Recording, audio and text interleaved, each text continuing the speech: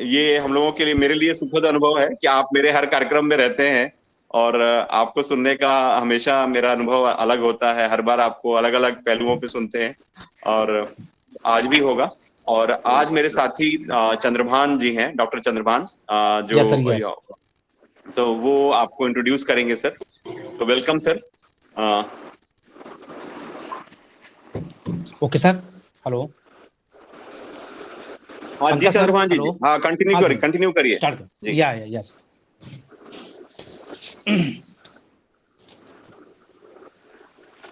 खण्डमण्डलाकारं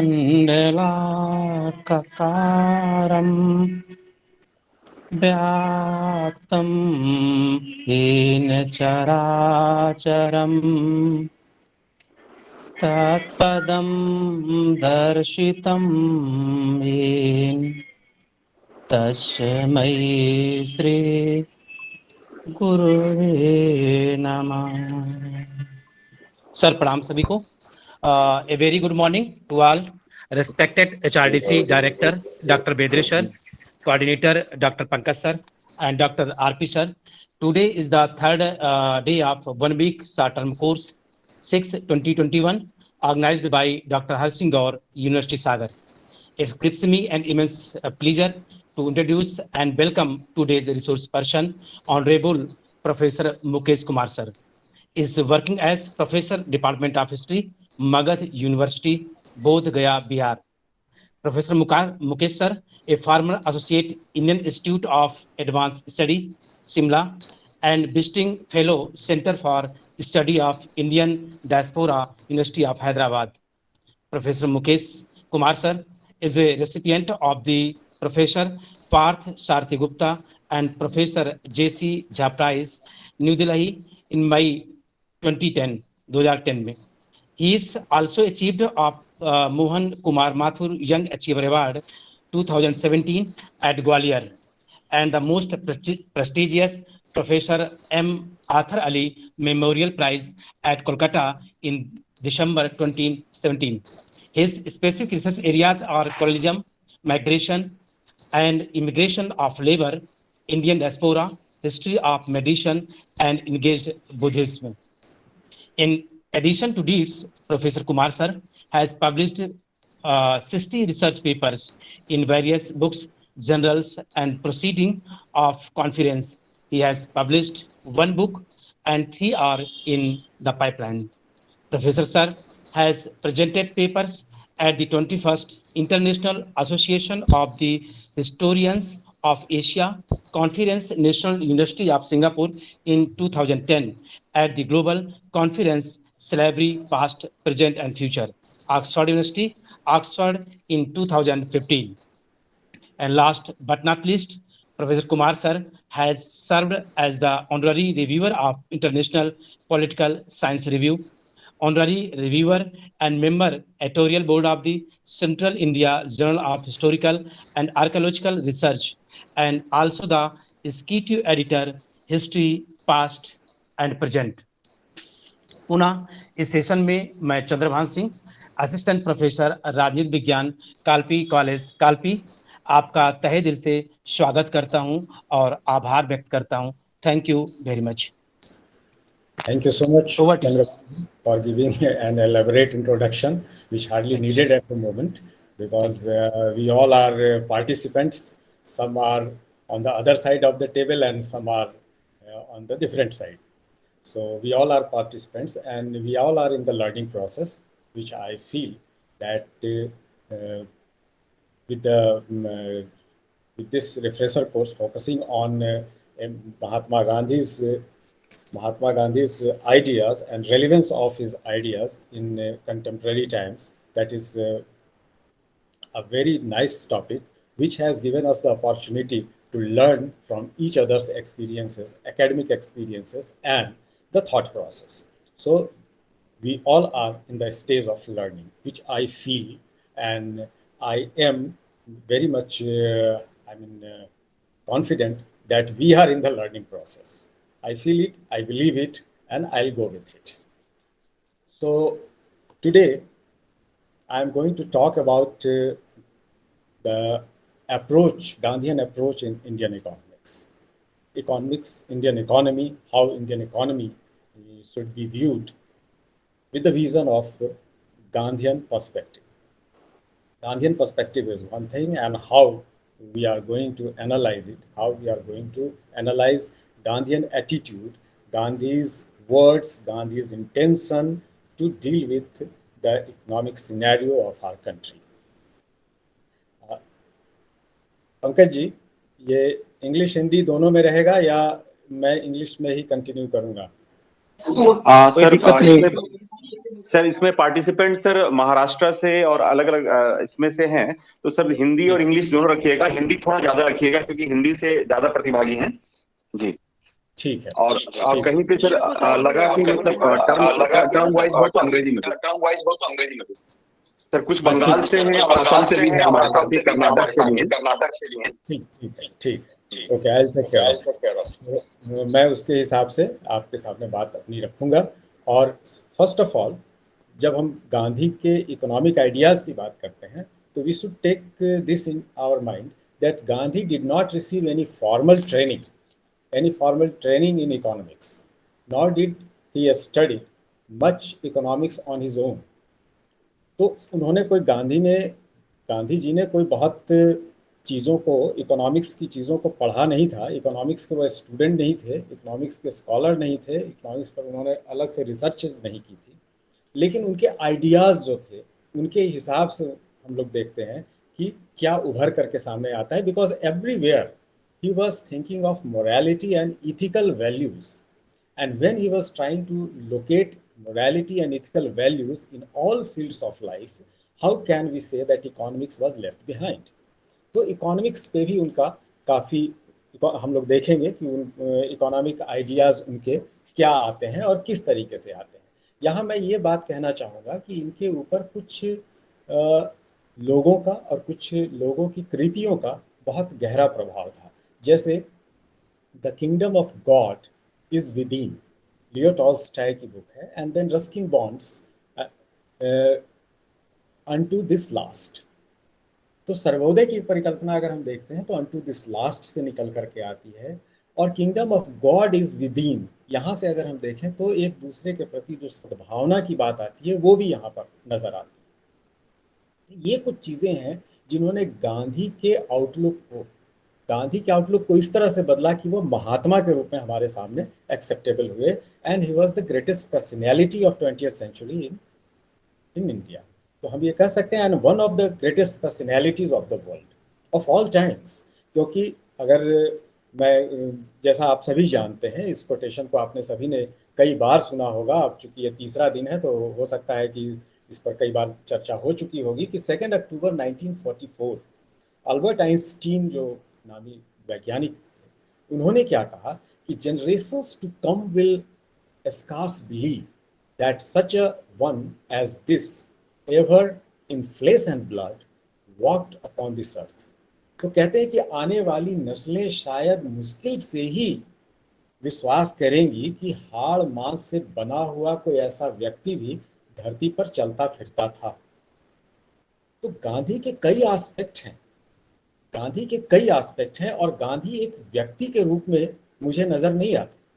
गांधी एक विचार के रूप में नजर आते हैं, और बल्कि यूं कहें कि वो विचारों का जमघट वहां नजर आता है।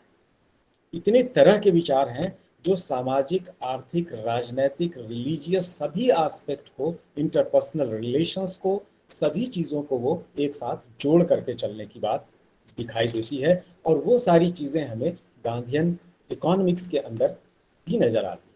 लेकिन एक बात और भी है जो मैं कहना चाहूँगा कि sometimes when we talk about Gandhi and Gandhian economics, we find that he has given very much, I mean, he has highlighted the issue of village industries. He has highlighted the issue of rural economic activities. And sometimes we get the impression that in Gandhi's literature, what we find related to economics is, number one, acceptance of poverty, return to the simplicity of India's economic past, elimination of machinery and large scale production, Next, adherence to social and economic rules and regulation of Orthodox Hinduism, and then rejection of communism and acceptance of a modified capitalism. तो हम ये कह सकते हैं, कई बार हमें ऐसा impression मिलता, आभास मिलता हमें कि गांधी पॉवर्टी को एक्सेप्ट कर रहे हैं, दरिद्रता को एक्सेप्ट कर रहे हैं, और वो कहते हैं कि एकदम सिंपल हो जाना चाहिए, हमारी जो आर्थिक गतिविधियां हैं वो एकदम सिंपल से सिंपल हो जानी चाहिए, और ये जो बड़ी मशीनें हैं और लार्ज स्केल बड़े जो प्रोडक्शन हाउसेज हैं इनको हटा देना चाहिए, क्योंकि ये जो है वो शोषण ही कर रही हैं, तो इनको भी हटा देना चाहिए, और सोशल इकोनॉमिक रूल्स रेगुलेशंस ऐसे होने चाहिए जो हिंदुइज्म की तरफ झुके हुए हैं। और फिर एक बात ये भी इंप्रेशन कहीं कहीं लोगों को ऐसा आभास होता है कि वो कहते हैं कि ये जो साम्यवाद है या जो एक्सेप्टेंस, ये इसका रिजेक्शन है पूरी तरह से, और कैपिटलिज्म को, मॉडिफाइड कैपिटलिज्म को परिष्कृत रूप में उसे अपनाने की बात है। तो ये एक कुछ चीजें हैं जो हमारे सामने नजर आती हैं। अक्सर लोगों को ये आभास होता है कि क्या गांधी सारे मशीनों को हटाने की बात कर रहे हैं, लार्ज स्केल प्रोडक्शन को हटाने की बात कर रहे हैं, फिर कहीं पे कह रहे हैं कि एक्सेप्टेंस है मॉडिफाइड कैपिटलिज्म का, उसकी भी बात कर रहे हैं, तो आखिर वो कर क्या रहे हैं? पॉवर्टी को भी चाह रहे हैं, और कहीं ऐसा भी आभास तो नहीं हो रहा कि हिंदुइज्म को वो ज़्यादा से ज़्यादा सामने रखने की बात कर रहे हैं? तो ये कई डायलेमा के भी प्रश्न हमारे सामने नजर आते हैं, लेकिन ये डायलेमा से भरे हैं, विरोधाभास से भरे हैं ये कुछ सारे प्रश्न जो हमारे सामने ऑटोमेटिक उभर के सामने हमारे सामने खड़े हो जाते हैं। तो मैं प्रयास करूंगा कि अपने आज के इस वक्तव्य में मैं इन सब चीज़ों के ऊपर कुछ बातें करूं, और कुछ आपसे भी जानने की कोशिश करूंगा। अगर आपके मन में कुछ सवाल उठते हैं तो वो आप भी रखेंगे, और मैं उनसे भी अपनी अपनी बातों को रखूंगा उनसे मिल करके, और आपकी बातों और अपनी बातों को देख करके देखता हूं कि क्या नजर आता है। लेकिन सबसे पहले मैं एक बात ये कहना चाहता हूं कि गांधी विलेज यानी कि गांव की तरफ वो बहुत ज्यादा ध्यान दे रहे हैं। तो गांव क्या है और किस तरीके से गांधी ने गांव को डिपिक्ट किया है अपने एक लेटर में जो उन्होंने मनुलाल शाह साहब को लिखा था, और वो 1941 में 4 अप्रैल को उन्होंने लिखा है, और मैं उसे पढ़ता हूँ एंड मैं उसे रीड करता हूँ, आप उसको ज़रा ध्यान से सुनेंगे। I am quoting it from the source, and that is like this. I quote, that village may be regarded as reformed, where everybody wears khadi, which produces all the khadi it needs, in which every inhabitant spends most of his time in one or more processes relating to cotton, which uses only oil produced in indigenous oil process. Means indigenous oil process, whatever is being processed in the village system, in the village structure. He is talking about that, which consumes only jaggery manufactured in the village itself or in the neighborhood. So some production, some things can be produced in the village also, and some can be in the neighboring areas. So he is not going very far to get the goods of the daily needs. Then he says that they are using only hand milled flour and hand pound rice. The village, in other words, where the largest possible number of village industries are flourishing. So he is locating all the necessary industries in the village only. He's finding everything in the village. And he says the wells are clean, the roads are clean, people are literate, nobody is illiterate, and everyone is getting cow's milk, ghee in moderate quantities, in which nobody is without work. You see, nobody is without work. Everyone is working. Everyone is working. Everyone is getting the job to do, engage oneself. So that is one thing. And also, he finds the village free from quarrels and theft, and in which people abide by the Sevak's advice in all matters. That is possible in the existing condition. He says that is possible in the existing condition. He is talking about the condition of 1941, I remind you. And I cannot, of course, say about the time required, but he says that he is not thinking about the time when this time will come and everyone will start living in this way, because the time may be shorter or longer. But he is talking about a village. Of course, this village doesn't exist anywhere. तो जिस village की, जिस गांव की वो परिकल्पना कर रहे हैं, जहाँ सारी इंडस्ट्रीज होंगी, जहाँ सारे लोग वहीं की बनी हुई वस्तुएं, चाहे वो कपड़े हों, खाद्य पदार्थ हों, या फिर डेली नीड्स की जो दूसरी चीज़ें हैं उनका वो इस्तेमाल कर रहे हों, तो वो सभी चीज़ें वहीं या उनके आसपास प्रोड्यूस हो रही हैं। ये चीज़ हो गई। सभी लोगों को मॉडरेट अमाउंट में चीज़ें मिल रही हैं। मैं मॉडरेट अमाउंट को वाली बात एक बार फिर से कहना चाहूँगा कि they are getting moderate amount of ghee, milk, uh, like this. So ghee and milk were considered as luxuries at the time, 1941. I remind you once again because that was the time when World War II was going on.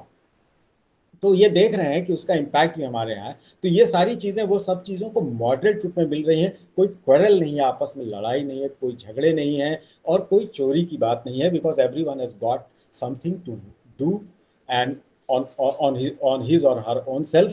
और इस तरीके से वो engage हैं, positively engaged हैं, और वो कहते हैं कि ये ऐसा हो सकता है, it is possible in the existing condition, in the condition when the world is going through a very terrible experience, war is going on। तो वो उस समय की वो बात कर रहे हैं, और ये कहते हैं कि लेकिन समय के बारे में मैं नहीं कह सकता हूँ। तो ये एक ऐसी चीज़ है जो शायद उनकी कल्पना में है, वो ऐसी चीज़ों की कल्पना कर रहे हैं। अब ये चीज़ों की जो वो कल्पना कर रहे हैं, उन चीज़ों के बारे में अगर हम देखें तो आज कोरोना के टाइम में वो चीज़ें बहुत ही प्रासंगिक होकर के उभर करके सामने में आ रही हैं कि कैसे हम अपने वांट्स को, हम अपने नीड्स को कंट्रोल करके, और अपने एरियाज़ में जो लिमिटेड हमारा एरिया है जिसमें कि हम बड़े आराम से आ जा सकते हैं, उससे ज़्यादा के डेंजर्स हम अलाउ नहीं कर सकते हैं कि वो हमारे साथ जुड़ें, और ज़्यादा हम उधर नहीं जा पा रहे हैं।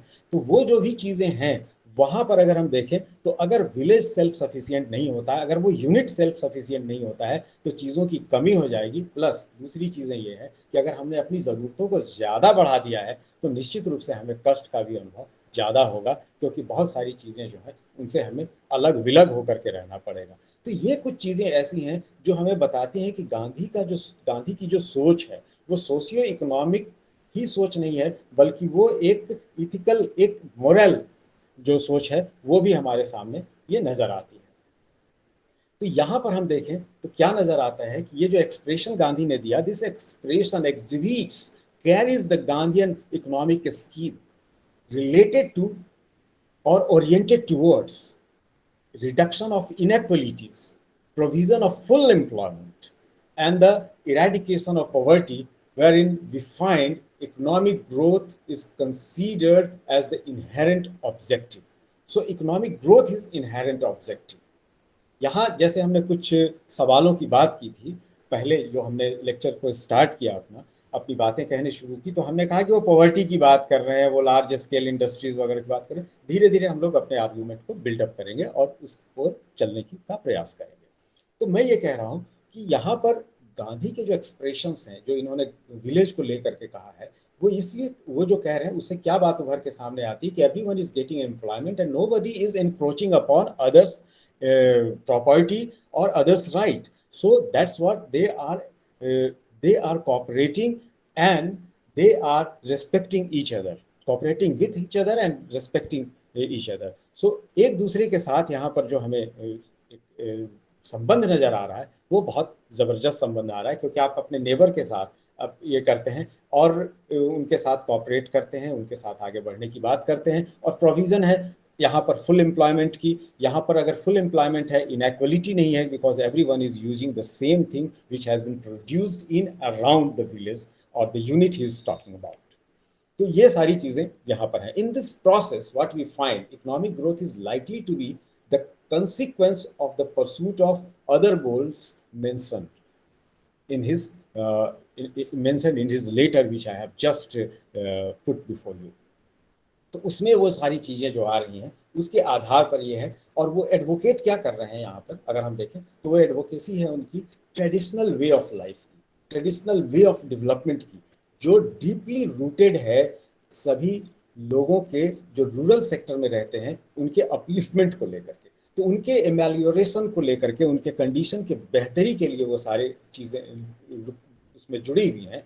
और यहाँ पर जब हम उनकी तरफ ध्यान देते हैं तो गांधी निश्चित रूप से रूरल एरियाज की बात कर रहे हैं। और रूरल एरियाज की बात वो क्यों कर रहे हैं, उनका इकोनॉमिक मॉडल जो है वो रूरल सेक्टर की तरफ टिल्टेड क्यों है, ये भी हमें सोचने की आवश्यकता है। क्योंकि 1941 में हम देखें तो कितने परसेंट लोग गांव में रह रहे हैं, ये आप सभी भली भांति जानते हैं, ऑलमोस्ट 80%। तो वो आप देखें कि इस तरीके से गांव का क्या इंपॉर्टेंस है और उसके बाद शहर का क्या इंपॉर्टेंस है। शहरों का इंपॉर्टेंस अपनी जगह पे है, लेकिन जहाँ पॉपुलेशन आपका इतना बड़ा पॉपुलेशन जो गांव में रह रहा है, हमें उनके बारे में भी देखना होगा। और यहाँ पर एक क्लैश नजर आता है, गांधीयन वे ऑफ डेवलपमेंट में and western model of development. क्योंकि वेस्टर्न मॉडल जो जिसे हमने अडॉप्ट भी किया, आप देखेंगे first 5 year plan, second 5 year plan, ये जितने भी थे उसमें हमने उनको अडॉप्ट किया है, वेस्टर्न मॉडल ऑफ डेवलपमेंट को अडॉप्ट किया है और उसको आगे बढ़ाने की बात की। हमने मिक्स्ड इकोनॉमी को लेकर के चलने की बात जरूर की है, जिसमें कि रूरल सेक्टर के ऊपर भी ध्यान देने की बात है और साथ ही साथ जैसे हम देखते हैं कृषि के ऊपर भी ध्यान देने की बात है। लेकिन हम क्या उस तरीके से कर पाए या नहीं कर पाए, ये तो आगे हम उसकी चर्चा में करूंगा। लेकिन पहले हम ये समझ लें कि western economic model, direction of economic development आखिर किस तरीके से हमारे सामने अपने आर्ग्यूमेंट्स को रखता है, क्या वो होते हैं। तो in the western model of development कह लें, या जो कैपिटलिस्ट मॉडल ऑफ डेवलपमेंट जो उस समय हमारे सामने नजर आ रहा है या आज भी उसके एस्पेक्ट्स हमारे सामने हैं, तो उसमें जो सेंट्रल एस्पेक्ट है वो ये है कि global economic growth is measured by GNP, gross national product, और उसको हम ये कह सकते हैं और द पर कैपिटा इनकम जो है उसके हिसाब से देखते हैं। And per capita income is being decided on the basis of industrialisation, urbanisation and other development activities associated with these two factors which I have just told you, urbanisation and industrialization. We have developed so many industrial sectors, industrial towns, industrial areas has been earmarked so that the development should be there. One thing, development should be there, or they will channelize the development in the whole country, or they will allow the development to flourish from that very pocket to reach to the general mass. Is it possible? If is it possible, we won't be discussing about the economic development of our country, and we would have already developed, but we are not developed at all in that sense. We are not a developed nation. In the sense of a developed nation, we are not a developed nation. So what went wrong and why? Let's think about it more and more. कुछ हम लोग और इसको explore करने की कोशिश करते हैं, क्योंकि अगर इकोनॉमिक डेवलपमेंट को हम देख लें कि अगर औद्योगिकरण ज़्यादा होता है और अर्बनाइजेशन या शहरीकरण की प्रक्रिया और उससे जुड़े हुए चीज़ों को हम आगे बढ़ाते हैं, एंसिलरीज को ज़्यादा बढ़ाते हैं, तो क्या हमारे यहाँ जो तरक्की हो रही है उसको क्या जनरल मास तक पहुँचाया जा सकता है, आम आदमी तक पहुँचाया जा सकता है जो वहाँ से हज़ारों किलोमीटर दूर तक है? क्या ये प्रेसिपिटेट करेगा, वहाँ तक जाएगा या नहीं जाएगा? बात इस चीज़ की है कि वो किस तरीके से लोगों को अफेक्ट करती है और कहाँ तक अफेक्ट करती है, तो इसकी चर्चा भी होनी आवश्यक है। अब वेस्टर्न मॉडल में हम लोगों के सामने बहुत सारी चीज़ें हैं, मगर गांधी जो हैं वो इस मॉडल को एक्सेप्ट नहीं करते हैं, डेवलपमेंट पैराडाइम की इस मॉडल को वो एक्सेप्ट नहीं करते हैं और ये कहते हैं वो कि ये जो वेस्टर्न इकोनॉमिक बिहेवियर है वो एक्सेप्टेबल नहीं है, उसमें वेस्टर्न टेक्नोलॉजी और ट्रांसफर ऑफ स्किल, ये सारी चीज़ें जो हैं वो कहीं ना कहीं हमारे लिए थोड़ी घातक हो रही, क्योंकि हम बहुत ज़्यादा उस चीज़ को आम आदमी तक पहुंचा नहीं पा रहे हैं। तो ऐसा लगता है कि गांधी कुछ इस तरह की बात कर रहे हैं जहां पर रिटर्न होने की बात है, इकोनॉमिक एक्टिविटीज़ में पीछे जाने की बात है। मैं उसी डायलेमा की तरफ हूँ जिस डायलेमा को मैंने आपके सामने शुरुआत में रखा है। तो ऐसा लग रहा है कि Gandhi is advocating under development in India. वो शायद इस बात को नहीं एक्सेप्ट करना चाहते हैं और वो जिस चीज़ पर जुड़े हैं, जिस चीज़ पर अड़े हुए हैं, वो जिस चीज़ की एडवोकेसी कर रहे हैं, जिसको वो बार बार कह रहे हैं, वो शायद हमें ये इम्प्रेशन देता है, ये आभास देता है कि Gandhi is an admirer of India's poverty. वो चाहते नहीं तरक्की हो, वो जिस तरीके की है उसी चीज़ों को देखना चाहते हैं। और इसमें मैं एक आर्थर लेविस की बात को मैं रखना चाहूँगा, जो उन्होंने थियरी ऑफ इकोनॉमिक ग्रोथ में लिखी है। उन्होंने उस चीज़ को ऑब्जर्व किया है, कोट किया है, उन्होंने लिखा है कि not all nationalist politicians favour economic development, not all nationalist politicians favor economic development. Some, like Gandhi, have resisted westernism and desire, on the contrary, to return to old ways. तो वो कहते हैं कि ये तो गांधी तो पुराने तरफ जाने की बात कर रहे हैं, और जो इकोनॉमिक डेवलपमेंट का एक जनरल आइडिया हमारे सामने है उसके वो बिल्कुल विरुद्ध जा रहे हैं। तो economic development in general sense क्या है? Is seen as increase in income. जो हम लोग देखते हैं, जो डे टू डे हम बातें करते हैं, उसमें यही है कि इनकम आपकी बढ़नी चाहिए। Increase in income, employment, quality of life, pursuit of happiness, ये सारी चीज़ें आनी चाहिए। पर ये सारी चीज़ें क्या किसी खास पॉकेट तक ही सीमित रहनी चाहिए, किसी खास सेक्टर तक ही सीमित रहनी चाहिए, या ये सभी पूरे मास के लिए भी होनी चाहिए? प्रश्न यहाँ पर ये उठता है। Economic development means meeting the basic needs of life and making a better life for everyone. Again, for everyone, not for selected few or selected few thousand or selected few lakhs, because we are crossing the limit. हमारी जो जनसंख्या है वो कहाँ जा रही है वो हम देख रहे हैं। हमारे यहाँ कुछ सैकड़े, कुछ हजार और एक आध लाख लोगों के खुश हो जाने से चीज़ें नहीं बदलने वाली। हमारे यहाँ तो करोड़ों की हालत में सुधार होना आवश्यक है। तो in an even world, a better life means essential meeting of basic needs, such as sufficient food to maintain good health, a safe, healthy place to live in, affordable services available to everyone, and who are treated with dignity and respect. तो कितने सारे लोग हैं जो dignity और respect के साथ देखे जा रहे हैं, या उन्होंने इस तरीके से डेवलप किया अपने आप को कि लोग उनके साथ अपने आप को जोड़ करके देख पा रहे हैं। यहाँ मैं ये कहना चाहूँगा कि डेवलपमेंट टर्म को एक बार फिर से एनालाइज करते हैं, एक बार फिर से उसके ऊपर फ्रेश लुक डालते हैं। तो the term development means betterment. And what is betterment? Betterment gives you confidence, right? तो बेटरमेंट है, कॉन्फिडेंस है, expectation of progress of what? Progress of human society, not only progress in economic field, progress of human society as a whole, and improvement in the human conditions. तो मेरे हिसाब से जो गांधी कहना चाहते हैं, जो गांधी डेवलपमेंट को कहना चाहते हैं, उनके नज़र में गांधी बेटरमेंट की बात करते हैं, वो कॉन्फिडेंस की बात करते हैं, और कॉन्फिडेंस के साथ साथ जो ह्यूमन सोसाइटी में प्रोग्रेस होने की बात है उसकी बात करते हैं, इम्प्रूवमेंट इन ह्यूमन कंडीशन की बात करते हैं। और वो ये भी कहते हैं, अगर हम डेवलपमेंट को देखें तो डेवलपमेंट का मतलब ये भी है कि creating the condition for the realisation of human personality. आप उसको एक्सेप्ट करते हैं।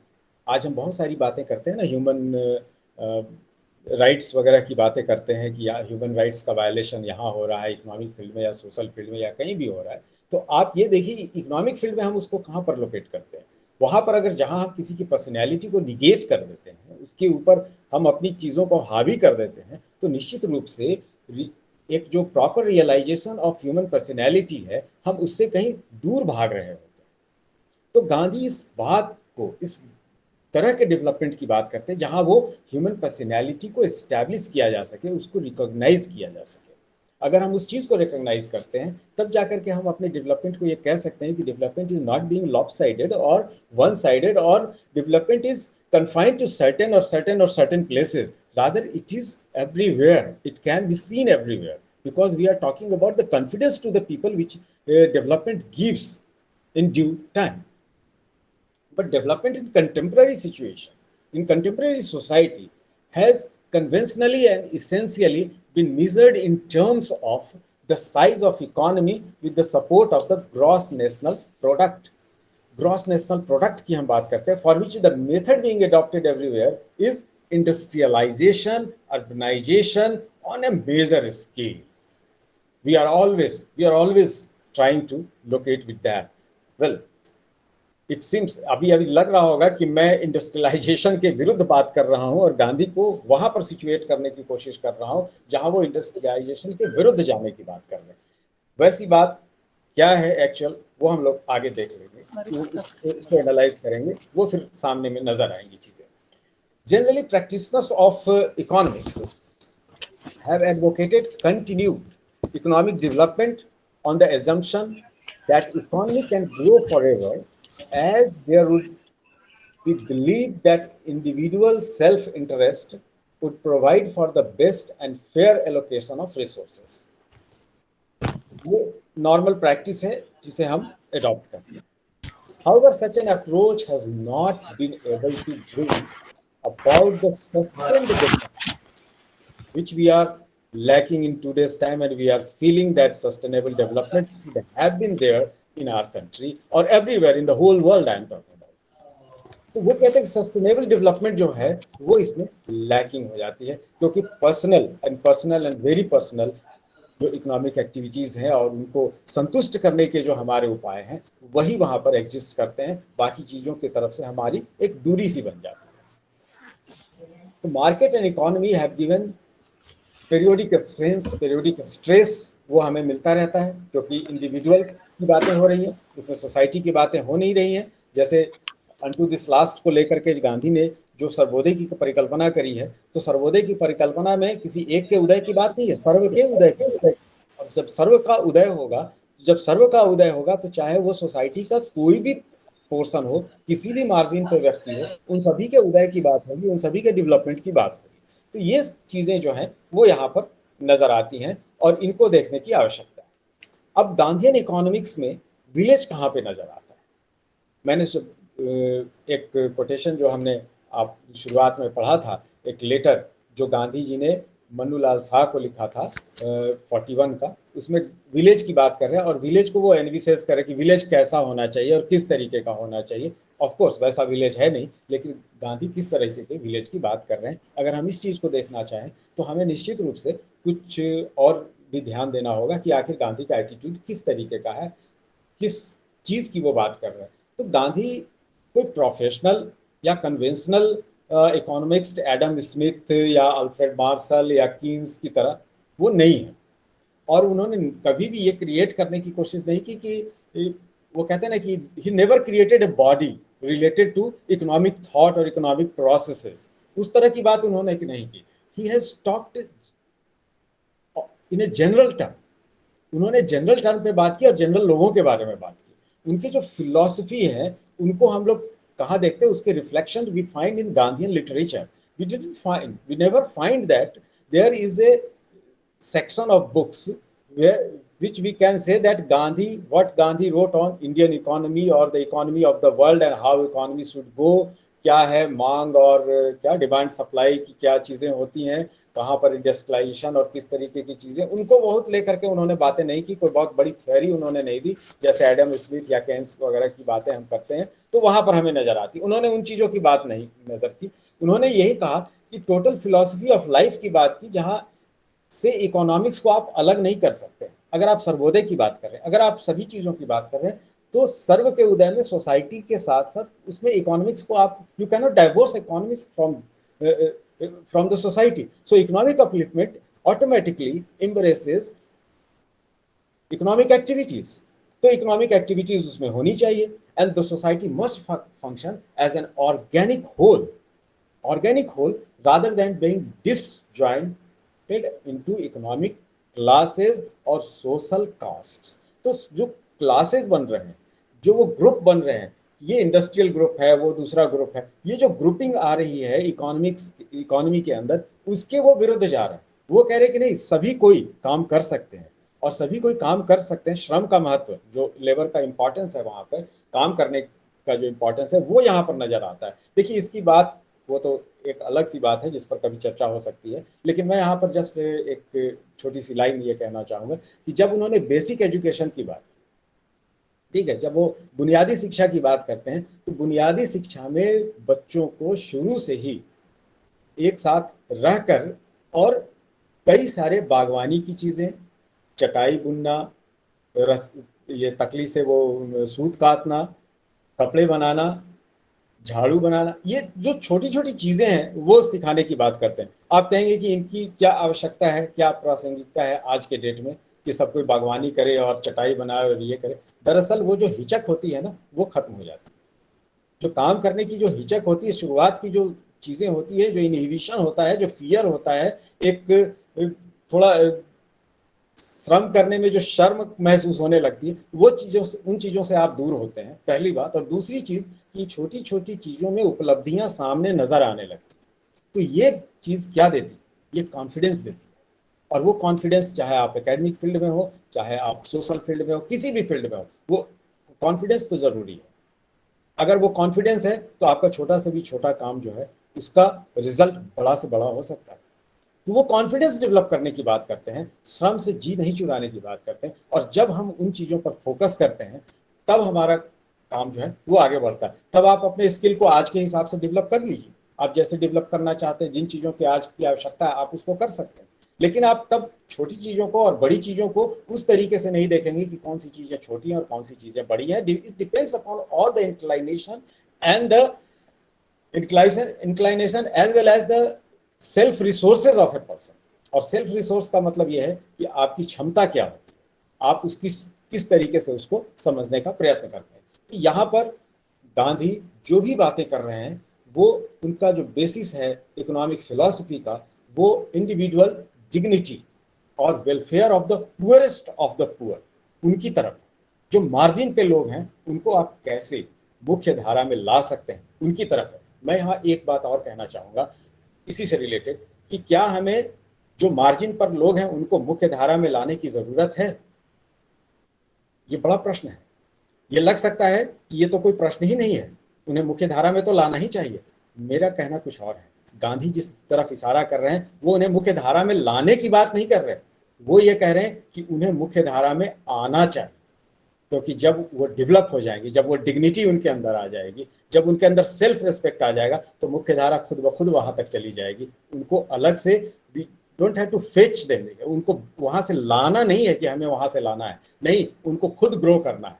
और उसके लिए अपॉर्चुनिटीज होनी चाहिए, उसके लिए डिग्निटी ऑफ लेबर जो है वो इस्टेब्लिश होनी चाहिए, और उसके लिए वहां पे इंडस्ट्री होनी चाहिए। मतलब ये इंडस्ट्री उन गांवों और देहातों में होनी चाहिए जहां वो अपनी डिग्निटी को और अपने श्रम को के हिसाब से अपनी पर्सनैलिटी के रिफ्लेक्शंस को बहुत आराम से देख सकें और उसको एस्टेब्लिश कर सकें इंडियन इकोनॉमी के अंदर। तो गांधी का मानना ये है, ये नहीं है कि उन्हें कहीं दूर ले जा करके और कहें कि हाँ यहाँ आप सभ्य हैं, यहाँ आप जो है आपकी चीजें बहुत अच्छी हैं। वो जो जहाँ है, यानी जो गांव है, गांव के पूरे गांव को आप शहर में नहीं ला सकते, तो आपको क्या करना होगा? मुख्य धारा को ही वहां ले जाना होगा।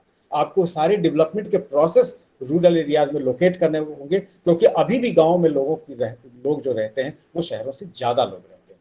तो यहाँ पर अगर हम देखें तो Gandhi pure economic man, pure economic person का जो एक परसेप्शन बना हुआ है आज के इकोनॉमिक्स में, टुडेज जो हम कहते हैं उसमें, तो उसके वो अगेंस्ट जाते हैं, उसको रिजेक्ट करते हैं कि नहीं, हमें प्योर इकोनॉमिक मैन नहीं चाहिए जो सेल्फिश भी नजर आ रहा हो, जो सेल्फ एंड सेल्फ की ही केवल बात कर रहा हो। तो जो मॉडर्न इकोनॉमी है that is based on wants and not on the need, and that is the source of rat race and that debases the human beings. तो ये जो हमारा है, ये अगर हम क्या देखते क्या है, आज एक वांट क्रिएट की जाती है, हमारी जो नीड है उससे परे एक हर दिन एक नई वांट क्रिएट की जाती है और हम उसकी तरफ दौड़ जाते हैं। आज कोई भी चीज़ें जो होती हैं वो बाहर से आ जाती हैं और हमारा जो है वो उसका आधुनिकीकरण का अंधाधुंध जो हम एक्सेप्टेंस करते हैं और उसके पीछे भागते हैं, तो उसके आधार पर हमारा जो रूट से, हमारे अपने जो हमारी जड़ें हैं, वहाँ से हम कहीं ना कहीं अलग होते चले जाते हैं। तो इसलिए वो प्योर इकोनॉमिक पर्सन की जो कॉन्सेप्ट है उसको वो अलग करते हैं और इकोनॉमी को सोसाइटी के साथ इथिकल और मॉरल वैल्यूज के साथ वो जोड़ करके देखते हैं। मैं यहाँ पर एक बात ये कहना चाहूँगा कि वेस्टर्न मॉडल ऑफ डेवलपमेंट, ये जो western capitalist model of development है, जहाँ प्रॉफिट ओरिएंटेड एंडीवर्स को हम बहुत ज़्यादा प्रॉफिट ओरिएंटेड एंटरप्राइजेज और जो प्रयास हैं हमारे कि लाभ की तरफ, कि ज़्यादा से ज़्यादा लाभ हो, उसकी तरफ जो हम जा रहे हैं, तो उसमें विलेजर्स को पूरी तरह से इग्नोर किया गया है। ऐसा नहीं है कि इन चीज़ों के ऊपर किसी और ने, किसी दूसरों ने, औरों ने इस पर बात नहीं की है।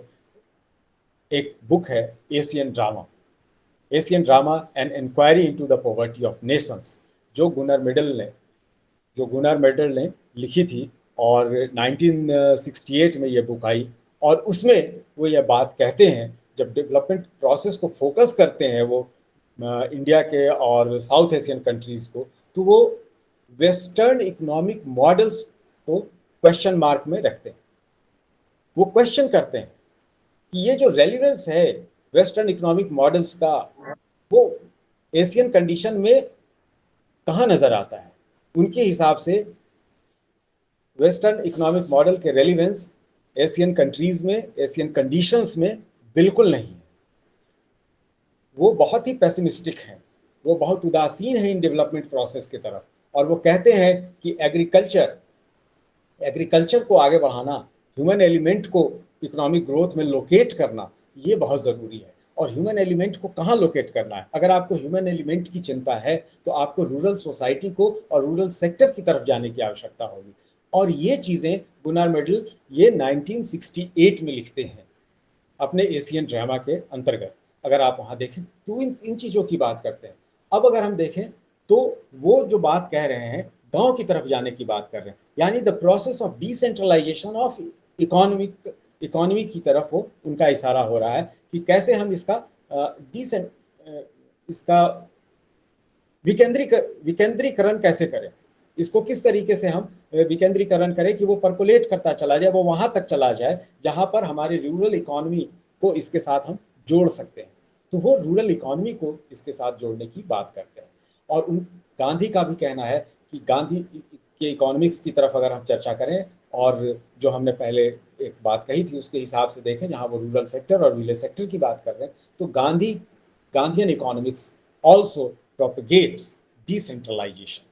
वो कहता है कि वो जो फिलॉसफी है वो ये कहता है कि आप गांव में जाकर के डेवलपमेंट के प्रोसेस को गांव में ही शुरू करें। यानी कि विस्थापन की जो बातें होती हैं, जो माइग्रेशन की बातें होती हैं, दूर दराज के क्षेत्रों में जाने की, और लाइफ के अनसर्टेनिटी की बात होती है, जो सोशल अनसर्टेनिटी की बात होती है, क्लासेस होते हैं, ये सारी चीज़ों का को रोकने की बात हो जाती है। अगर कोई भी व्यक्ति जहाँ है, अपने ओरिजिन, अपने घर के पास है, अगर वही सारी चीज़ें उसे मिल जाती हैं, तो ये विस्थापन की समस्या और प्रेशर, जो स्लम एरियाज की जो बातें आती हैं, और वहाँ पर जो प्रेशर डेवलप होता है, जो क्राइम भी हो जाते हैं, बहुत दूसरी भी जो प्रॉब्लम्स अराइज कर जाती हैं, तो उन सब से आप निजात पा सकते हैं। क्योंकि एक लाइफ की अनसर्टेनिटी जो होती है माइग्रेशन के हिसाब से, विस्थापन को लेकर के, वो खत्म हो सकती है। तो यहाँ पर गांधीयन इकोनॉमिक्स हमें उधर ले जाने की बात कर रहा है, डिसेंट्रलाइजेशन की बात कर रहा है। कहता है कि planning should be made at the grass root level, planning should be made for the grass root level, at the grass root level. अगर हम उस ग्रास रूट लेवल पे प्लानिंग करते हैं, जहाँ पर विलेज है, इंडिविजुअल और फैमिलीज हैं जो डोमिनेंट रोल प्ले करती हैं, अगर पूरी फैमिली वहाँ पर लग करके काम करती है और सभी उसके साथ जुड़े हुए हैं, तो ये जस्टिफाई करेगा हमारे इकोनॉमिक एक्टिविटीज़ को, और जस्टिफाई करेगा एंड और मीन्स दोनों को। एंड क्या है कि आज के डेट में अगर हम देखते हैं, एक सिंपल सी बात है कि अगर कोई व्यक्ति पढ़ लिख करके कहीं कोई जॉब करता है और कुछ पैसे कमाता है, तो उसका वो कहता है कि हमारा उद्देश्य है एक बेहतर लाइफ जिसमें हमें पैसे की ज़रूरत है। अगर हम बाहर जा करके पैसे कमाते हैं तो वो बेहतर लाइफ की वो बात करता है, लेकिन उस बेहतर लाइफ के चक्कर में फैमिली से सेपरेशन होती है, दूर बढ़ते हैं, वो एक अलग मेंटल एगोनी की बात होती है, सोशल साइकोलॉजिकल प्रेशर बिल्डअप होता है, इकोनॉमिक गेन होता है, लेकिन सामाजिक रिश्तों में एक जो दरार है वो भी कहीं ना कहीं परिलक्षित होने लगती है, धीरे धीरे वो भी नजर आने लगती है। तो ये जो डिस्टेंस होता है, जहाँ पर वो बेहतर फ्यूचर को बनाने के लिए वर्तमान को बिगाड़ता हुआ दूर चला जाता है, तो ये सारी चीज़ें अगर उसको वहीं पर उपलब्ध हो जाती हैं, अगर वो चीज़ें वहाँ मिल रही हैं, वो गाँव में मिल रही हैं, जो इंडस्ट्री हम बाहर देख रहे हैं वो अगर इंडस्ट्री गाँव तक पहुँच रही है, और विलेज इंडस्ट्री को, विलेज के रिसोर्सेज के साथ अगर हम आगे बढ़ाने की बात कर रहे हैं, तो निश्चित रूप से लोगों को वहीं पर रुकने, रहने और अपने लाइफ को सेट करने का अंदाजा हो सकता है और उनको वो चांसेस मिल सकते हैं। एक बुक है सेंट परसेंट स्वदेशी और इकोनॉमिक्स ऑफ विलेज इंडस्ट्रीज, जो नवजीवन प्रकाशन से है। तो उसमें गांधी ने rural and small scale industries के बारे में जो बातें कही हैं, मैं उनको आपके सामने रखना चाहता हूँ। सेंट परसेंट स्वदेशी वो बुक का नाम है, या आप उसे कह सकते हैं, और इकोनॉमिक्स ऑफ विलेज इंडस्ट्रीज नवजीवन से पब्लिश्ड है। नवजीवन आप सभी जानते हैं, नवजीवन प्रकाशन अहमदाबाद की, और गांधीयन लिटरेचर के लिए वो उससे ज़्यादा प्रोमिनेंट पब्लिकेशन कोई है नहीं जो गांधीयन लिटरेचर के ऊपर सबसे ज़्यादा फोकस करती हो। और उसमें ये सेंट परसेंट स्वदेशी में एक बात लिखी है, मैं उसको आपके सामने रखना चाहता हूँ। And here I quote, I have no doubt in my mind that we add to the national wealth if we help the small scale industries. I have no doubt also that true Swadeshi consists in encouraging and reviving these home industries. That alone can help the dumb millions. It also provides an outlet for the creative faculties and resourcefulness of the people.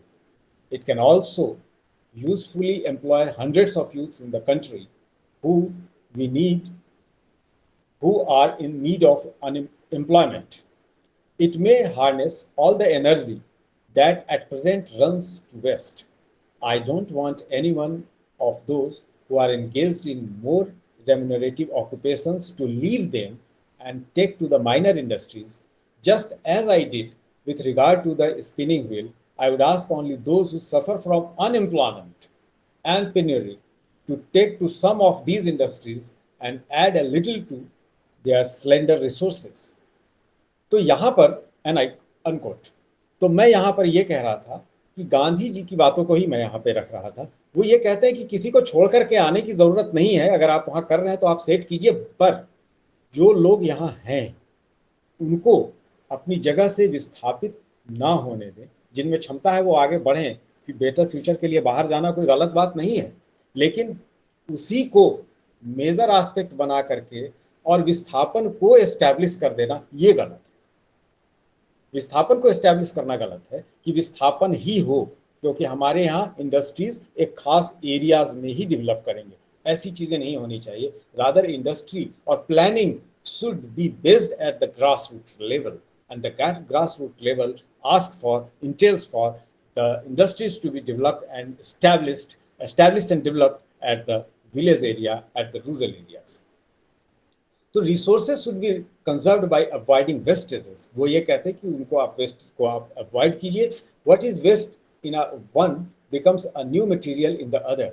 आज भी हम बात कर रहे हैं waste management की बात करते हैं, ये जो वेस्ट है उससे क्या कर सकते हैं, जो चाहे वो कृषि का वेस्ट हो या इंडस्ट्री का वेस्ट हो, तो वेस्ट का management, Gandhi is talking about the management of the waste. और अभी 20 साल पहले तक, 30 साल पहले तक हमारा वेस्ट जो था वो वेस्ट ही था, हम उसके मैनेजमेंट की तरफ नहीं जा रहे थे।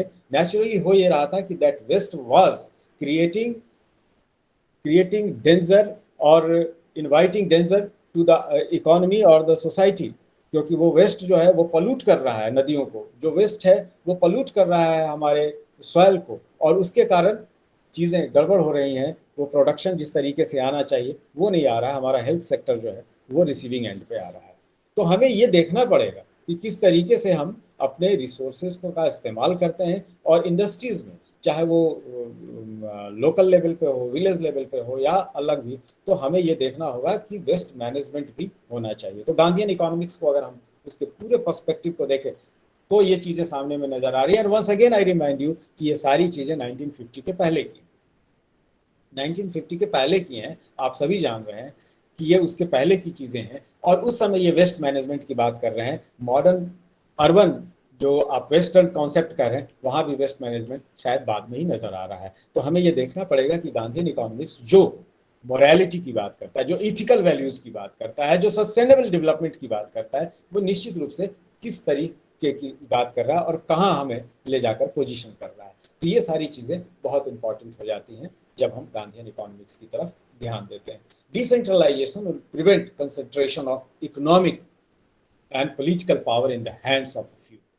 ये एक बहुत बड़ी बात है जो मैं यहाँ पर गांधीयन इकोनॉमिक्स के माध्यम से, इकोनॉमिक थॉट के माध्यम से सामने रखना चाह रहा हूँ कि जैसे इंडस्ट्रीज है तो पॉलिटिकल पावर और इंडस्ट्री कहीं ना कहीं कन्फाइंड हो जाया करती है, और वो इस चीज को तोड़ना चाहते हैं, वो उसको ब्रेक करना चाहते हैं, और उसको उसका एक होलिस्टिक अप्रोच होना चाहिए जिसमें कि जब सभी लोग उसकी भागीदारी होंगे तो ये, जैसे हम कह सकते हैं कि concentration of power, politics, power और इकोनॉमी जो है वो कहीं एक खास जगह पे ना आ जाए, तो इसका वो विरोध करते हैं और इसको सभी लोगों के बीच में एक तरीके से सभी लोगों के पार्टिसिपेशन के रूप में वो देखते हैं।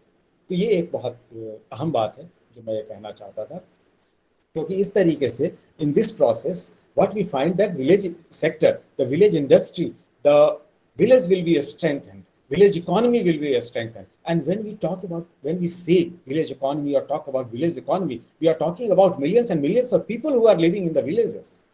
हम उनको इग्नोर नहीं कर सकते हैं, क्योंकि अगर आप उनको इग्नोर कर रहे हैं तो हम निश्चित रूप से हम जीडीपी तो कर लेंगे, जीडीपी के बारे में बात कर लेंगे कि हाँ जीडीपी हमारा बढ़ता जा रहा है, but who will take care of those people who are living on the margins in the villages where no such upliftment is being is visible. तो कुछ वैसा डेवलपमेंट आपको नजर नहीं आ रहा है। अगर वो नजर नहीं आ रहा है तो फिर आप कौन सी चीजें आप देखना चाहेंगे?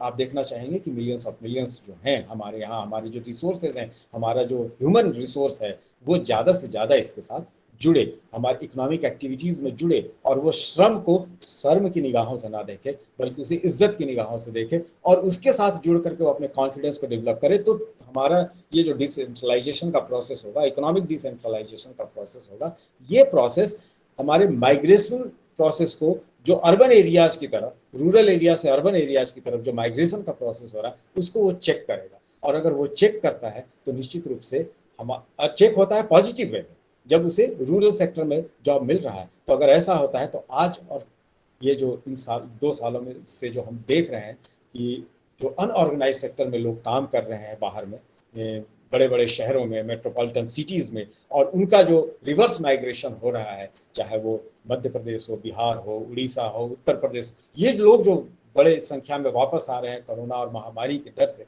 और उसके कारण वो जो विक्षुब्ध अवस्था है उनकी, जो मतलब इकोनॉमी जो रप्चर्ड होती जा रही है, और उनको ना वहाँ मिल पा रही है जगह, ना यहाँ उनको वापस आने पर उन्हें उतना इकोनॉमिक सपोर्ट मिल पा रहा है, ना हमारे पास कोई डेटा हो पा रहा है कि कितने लोग माइग्रेट कर रहे हैं, कितने लोग आ रहे हैं।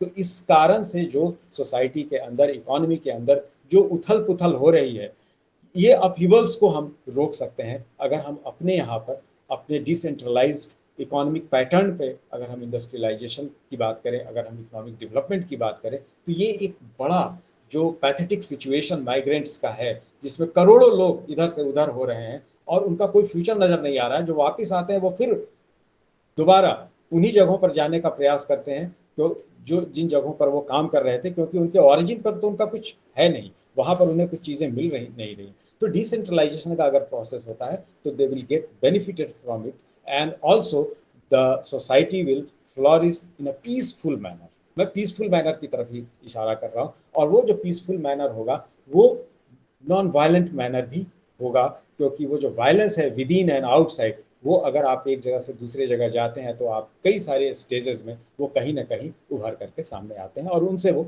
अलग होने की बात होगी। तो ये चीज़ें हमें नज़र आती हैं गांधी के इकोनॉमी में।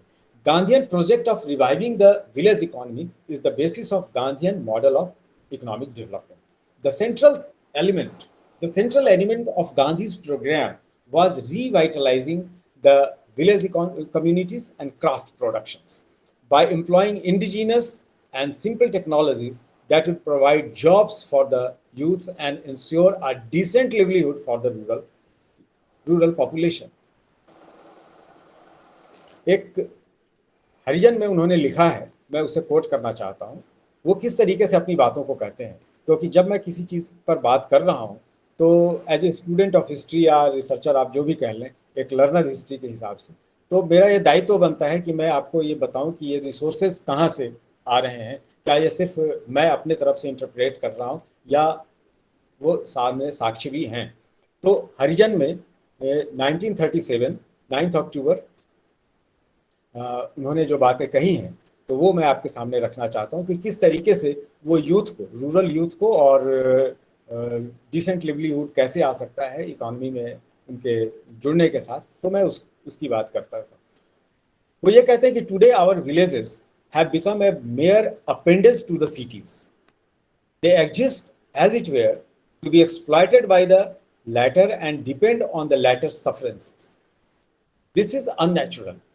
It is only when the cities realize the duty of making an adequate return to the villages for the strength and sustenance which they derive from them, instead of selfishly exploiting them, that a healthy and moral relationship between the two will spring up. And if the city children are to play their part in this great and noble work of social reconstruction, the vocations through which they are to receive their education ought to be directed related to the requirements of the villages.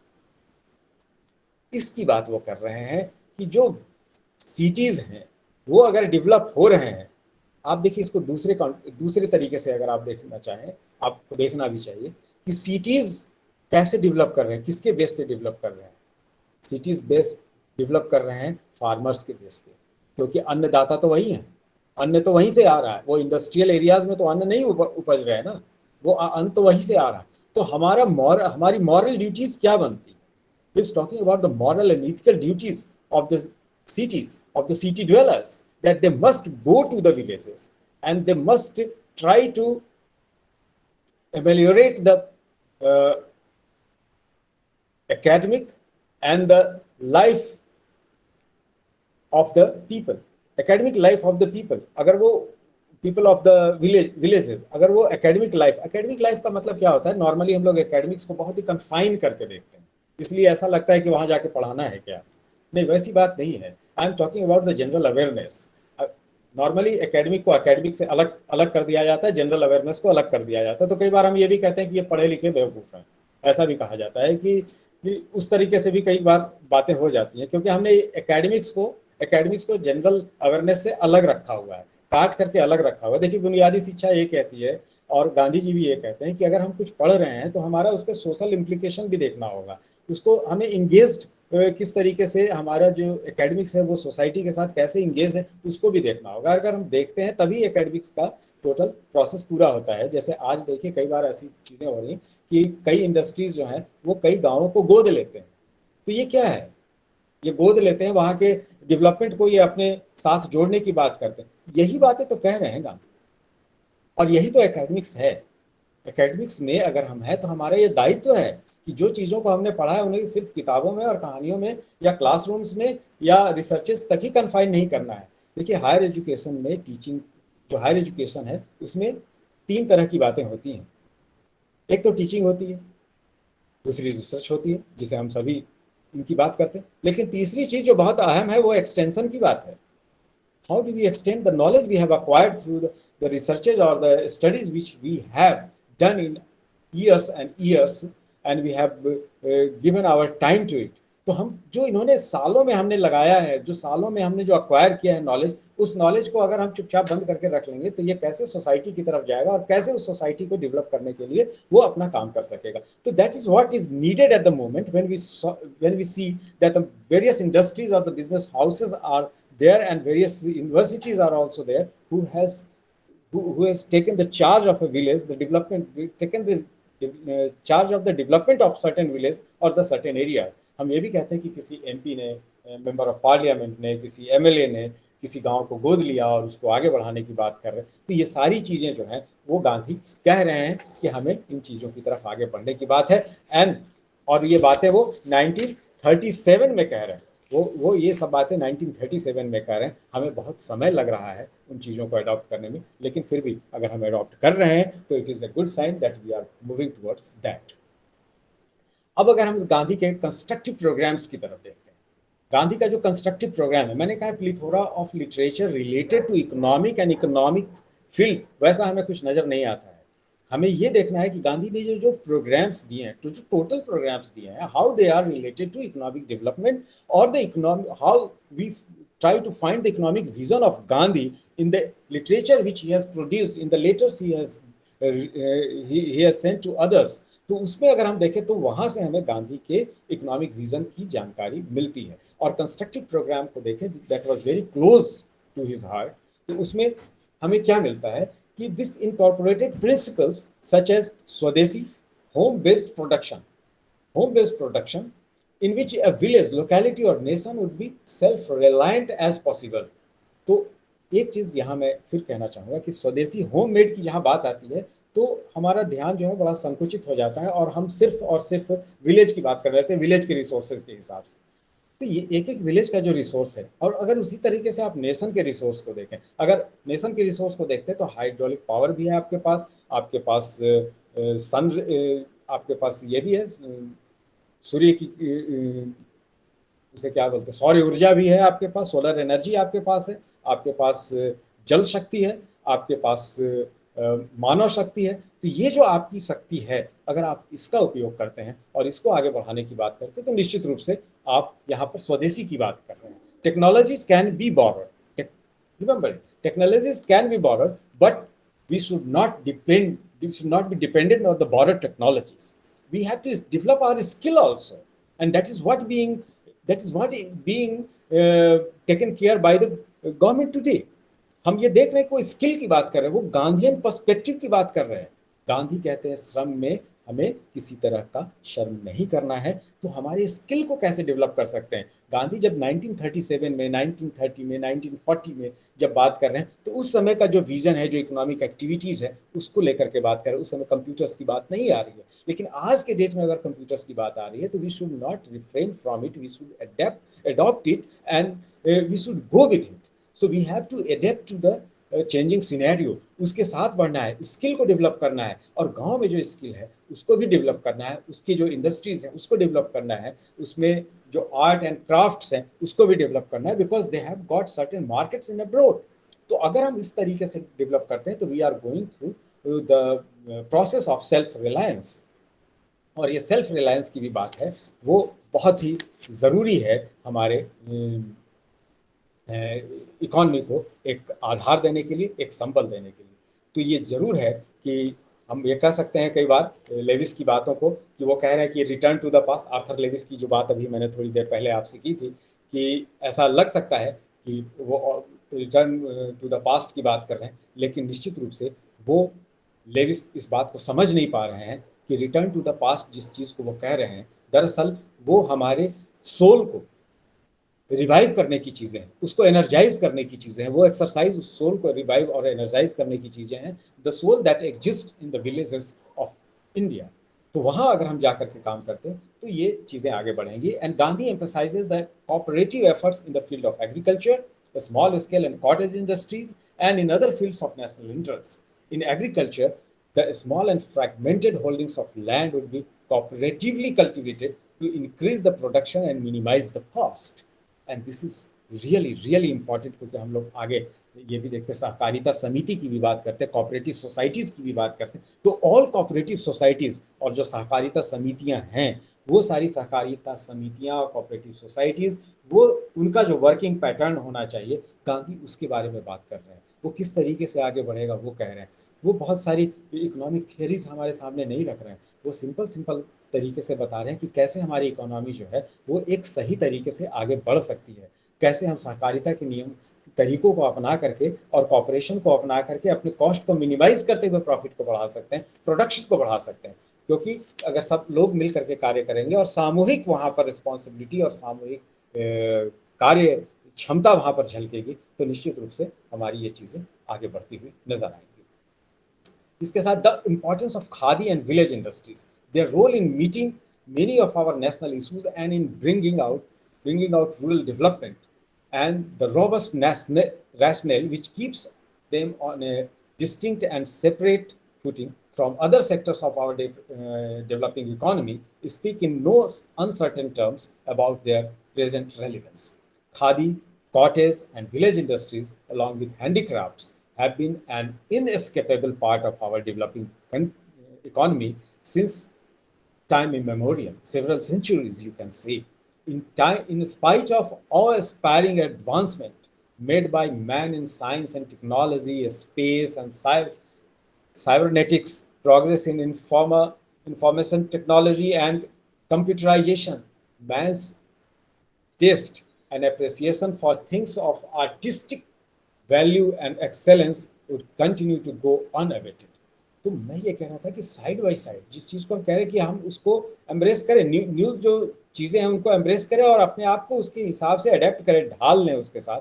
अगर हम adopt करते हैं और adapt होते हैं, उन चीज़ों को अडॉप्ट करते हुए चेंजिंग सिनेरियो के साथ हम एडेप्टेशन जिसे हम कहते हैं कि हम अपने बदलाव ला करके और उसके साथ आगे बढ़ने की बात करते हैं, तो एडेप्टेशन जो है वो एक बहुत बड़ी बात होगी और स्किल डेवलपमेंट के प्रोसेस में वो एक अहम किरदार निभाएगी, जिससे कि हमारी इकॉनमी, हमारा इकॉनमी आगे बढ़ सकती है। क्योंकि इकॉनमी का मतलब है क्या, इकॉनमी को सही होने का मतलब है क्या, डेवलपमेंट के मायने क्या है? डेवलपमेंट के मायने अगर खुशी नहीं है, अगर इनर सेल्फ उसे हम कहें कि खुशी नहीं आ रही है, तो वो चीज़ें नहीं बढ़ेंगे। और खुशी का भी, हैप्पीनेस को भी डिफाइन करने की आवश्यकता है कि क्या ये किसी के अधिकारों को इनक्रोच करके आएगी या उनके साथ मिलकर के कॉपरेशन के साथ सबों को आगे बढ़ने में नजर आएगी। अगर हमने इस चीज़ को समझ लिया, अगर इस चीज़ की समग्रता को समझ लिया, तो निश्चित रूप से गांधीयन इकॉनमी जो परस्पर सहयोग और सद्भावना के आधार पर आगे बढ़ने की बात करती है और लोकेट करती है विलेज इंडस्ट्री की तरफ,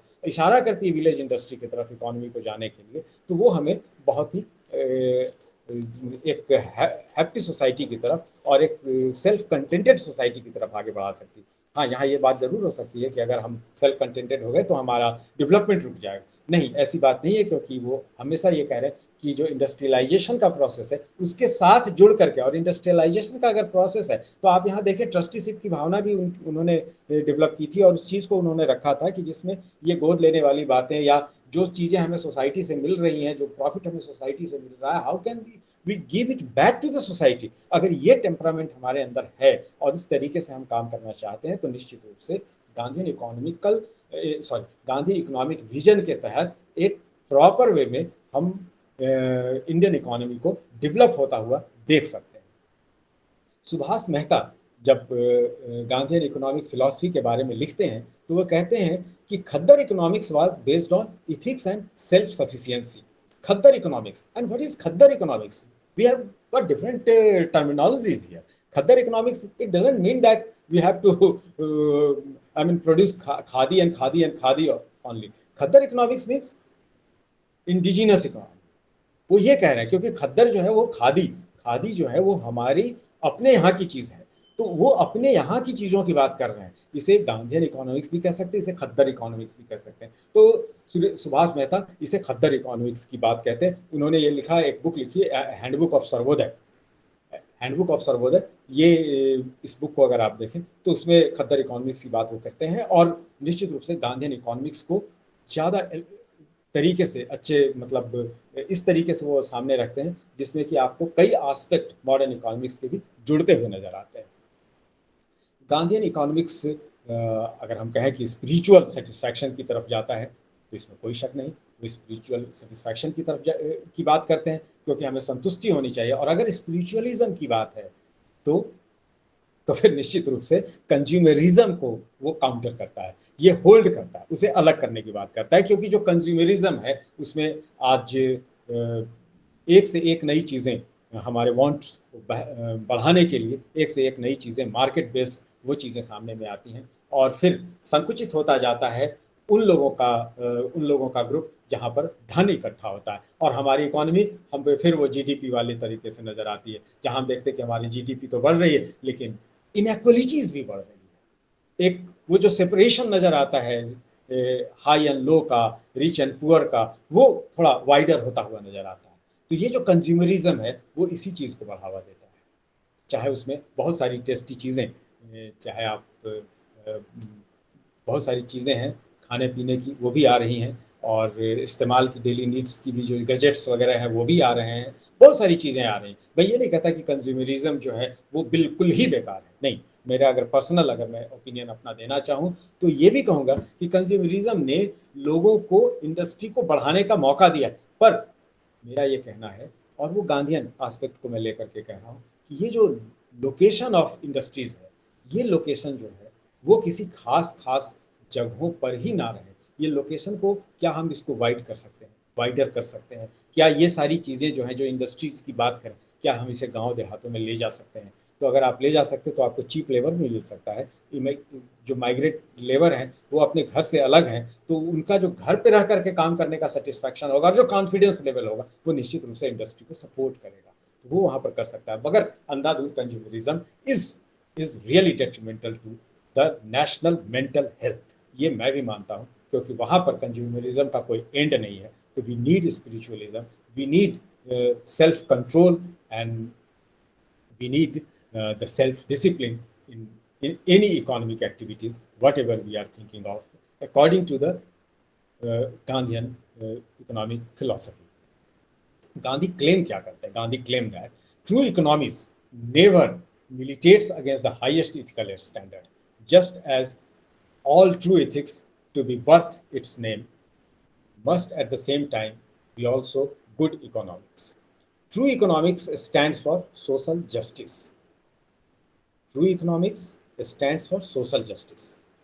It promotes the good of all equally, including the weakest, and is indispensable for decent life. ये एक वर्ड यहाँ आता है, एक सेंटेंस आती है यहाँ पे कि true economics stands for social justice. And what is social justice? Social justice अगर हम देखें तो इस पे बहुत सारे हमारे पास बहुत सारी किताबें और बहुत सारे सेमिनार्स, वेबिनार्स, बहुत सारे लेक्चर्स वो सब आयोजित होते रहते हैं और उसके बारे में कई तरीके से देखा भी जाता है, समझा भी जाता है। गांधी का जो सोशल जस्टिस है वो व्यक्ति के, इंडिविजुअल के पर्सनैलिटी को, उसके कॉन्फिडेंस को, उसकी सत्ता को स्थापित करता हुआ है। और अगर वहां पर हम उस चीज को देखते हैं तो वो सत्ता, वो उसकी पर्सनैलिटी की जो भाव है वो कैसे स्थापित होंगे? वो तभी स्थापित होंगे जब उसे एक डिसेंट लाइफ स्टाइल अपनाने के लिए किसी गलत रास्ते का चयन नहीं करना पड़ेगा। अगर व्यक्ति गलत रास्ते का चयन नहीं करता है, फोर्सिबली या अनफोर्सिबली वो अगर नहीं करता है, और अगर उसके रास्ते सही होते हैं एंड तक पहुंचने के लिए, मीन्स सही होते हैं, तो वो निश्चित रूप से वहां पर एक डिसेंट सोसाइटल वैल्यूज को लाने में सफल होता है और सोसाइटल वैल्यूज हमारे सामने नजर आ सकती है। और ये तभी नजर आएगी जब व्यक्ति का पेट भरा होगा, जब उसके बेसिक नीड्स, जो डेली नीड्स हैं, उसके लिए उसे बहुत ज्यादा दूर जाने की, अपनों से अलग होने की, बिछड़ने की वो चीजें, वो उसके ऊपर दबाव नहीं होगा, तो निश्चित रूप से उसके काम जो है वो सोसाइटी के तरफ होंगे, जब इंक्रोचमेंट अपॉन अदर्स राइट्स नहीं होंगे। और राइट्स का मतलब social, economic, political, religious rights, all rights are involve. देखिए, अगर हम इकोनॉमी की बात कर रहे हैं तो यहाँ ऐसा नहीं है कि सोसाइटी को और रिलीजन को किनारे करके बात की जा सकती है। They cannot be pushed behind, because we are talking about the persons who are living in the society, and society is composed of all these activities, whether it is social, economic, political, religious, all activities are there, and we should take care of all of them. और ये तभी हो सकता है जब social justice के process में हम उन्हें अपनी क्षमता के अनुरूप अपनी आवश्यकताओं की पूर्ति हेतु उन्हें सारी चीजों को वहां पर उपलब्ध कराने में सफल हो सके जो उनके इर्द गिर्द नजर आ रही बिखरी हुई चीजें। अगर उन रिसोर्सेज को वो ले लेते हैं और उनके साथ आगे बढ़ने की बात करते हैं तो निश्चित रूप से एक सोसाइटी जो है वो सही तरीके से। Sir, I want to ask one question please. You have delivered very nice lecture please. Hello sir, Kumar sir ji. हाँ, बोले आप। You are audible to me? आप एकदम audible. You are audible sir, you are audible sir, please आमंत्रित करता। हाँ, आप अपना सवाल बताएं। सर, you have given a very good lecture. I want to ask one question, please. What is the difference between scholar and ideas? Gandhi is not scholar, but his idea is very good and well. Please, vote of thanks करें। Hello. थोड़ा mic के करीब आ जाएं और थोड़ा जोर से बोलें तो ज्यादा। नहीं sir, mic is with me. I am audible to you. हाँ, बोलिए। What is the difference between scholar and ideas? Like Mahatma, he was not scholar, but in 21st century, Dr. Narendra Modi ji wants to do country globally India. What is difference between ideas and scholar, please? Idea and a scholarship. Your question is based on the difference between idea and a Thank scholarship, you, thank you, right? thank you. Right. I'm getting your point. नहीं sir, sir उनका question ये है actually कि जो globalisation अभी मोदी जी कर रहे हैं और उसकी बात हो रही है, और उधर गांधी जी के आइडियाज को आप बात कर रहे हैं, तो उसको कैसे मतलब और स्कॉलर्स की दृष्टि में अच्छा कैसे अच्छा, आप देखते हैं वो उसको? बात करें कि how a scholar can view all this processes, यही है ना? हाँ, जी जी जी मतलब सर। एक एकेडमिशियन के हिसाब से आप इन चीजों को किस तरीके से एनालाइज कर रहे हैं, ये आपका प्रश्न है? हाँ, देखिए जी जी आइडियाज, गांधी जी के आइडियाज जो थे, Gandhi's ideas were rooted towards development of all, and how can or can be targeted, or can be formulated with focus on a selected few. तो यहां पर यह नजर आता है कि Gandhi was talking about millions and millions. His ideas which he had given were concerned with the upliftment of the millions. ठीक है? And for that he has given the, I mean, given the program also, and that program is there in the constructive program. You can find it there. So he wants that learn people should learn the basics of labor.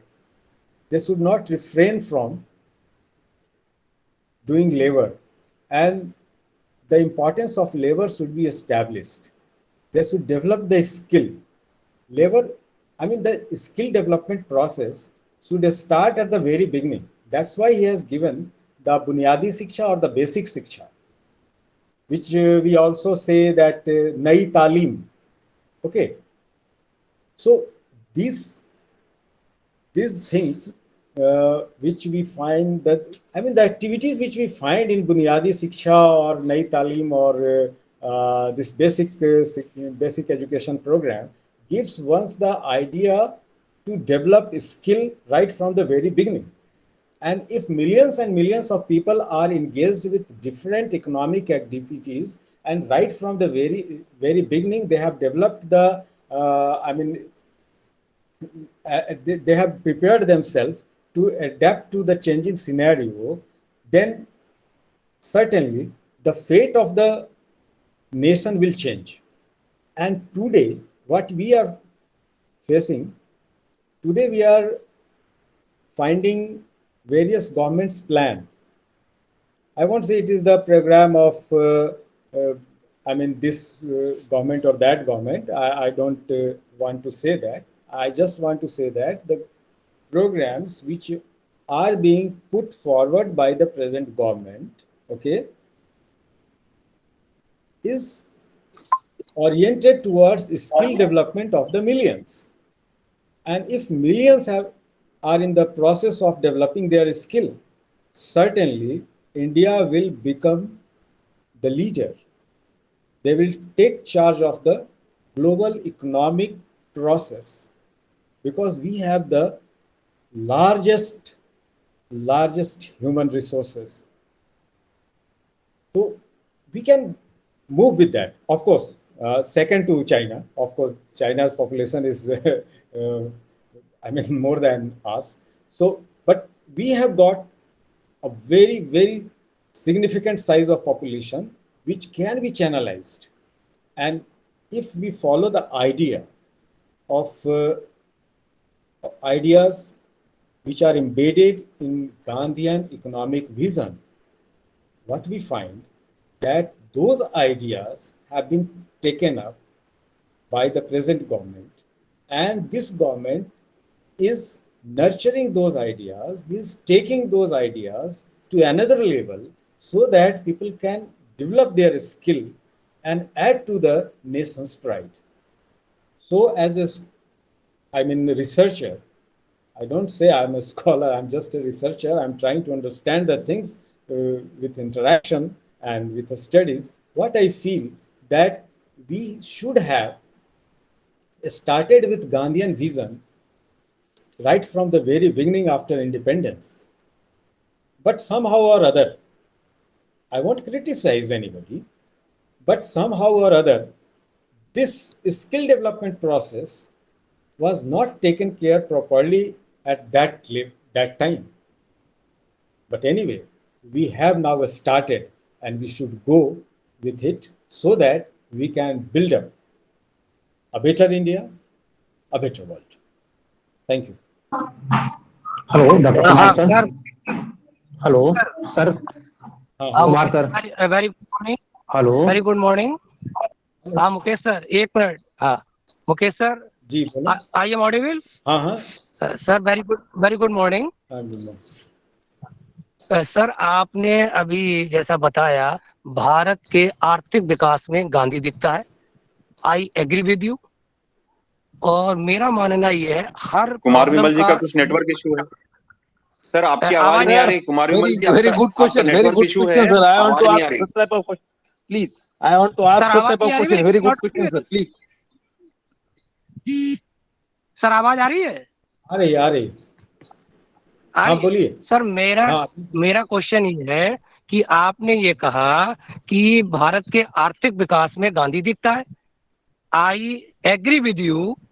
मेरा मानना ये है कि हर problem के solution में गांधी दिखता है।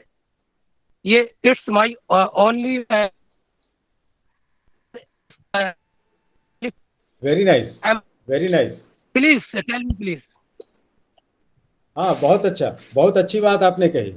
जो आपने बात कही है, देखिए हर एक जगह पे गांधी क्यों दिखते हैं। मैंने कहा गांधी एक व्यक्ति नहीं है, गांधी एक विचार है। गांधी को अगर हम विचार के रूप में लेकर के देखें, और लेकर देखना क्या है, गांधी विचार हैं ही। और वो विचार आपके सोशल, इकोनॉमिक, पॉलिटिकल, रिलीजियस हर एक एस्पेक्ट में आपको नजर आते हैं, जहां पर एक दूसरे के साथ मिलकर के क्यों रहना है, क्यों बातों को आगे इस तरीके से बढ़ाना है।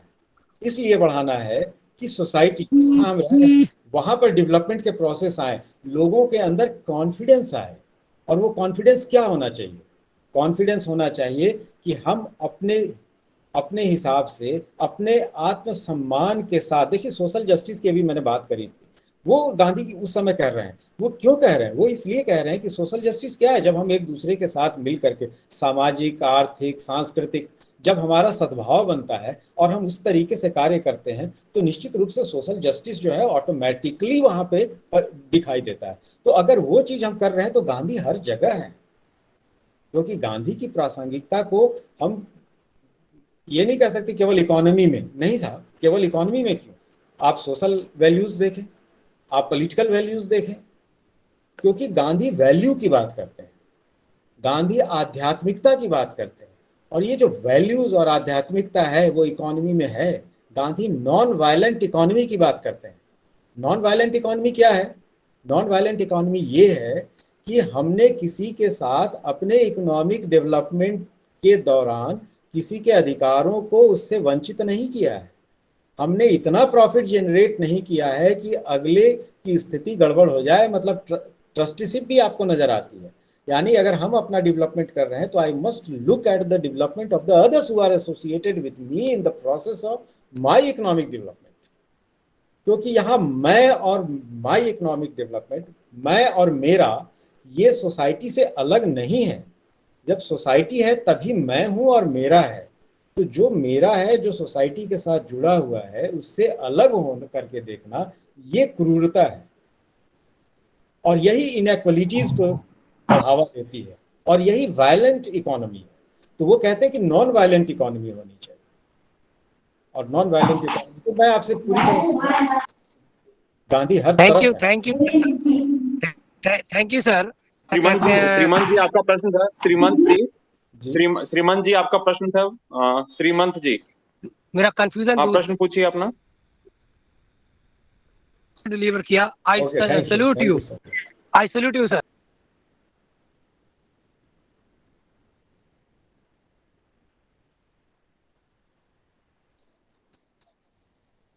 I have taken such type of lunch on the table also in my room. Thank you, sir. Okay. Thank you, sir. आप में से किसी का प्रश्न हो तो कृपया सामने आए Sir, one question I want to ask about migration. Migration. Please. Why? Please. Only birds and all things are migrated, and why the people from you and me are not migrated from India to USA, European country particularly?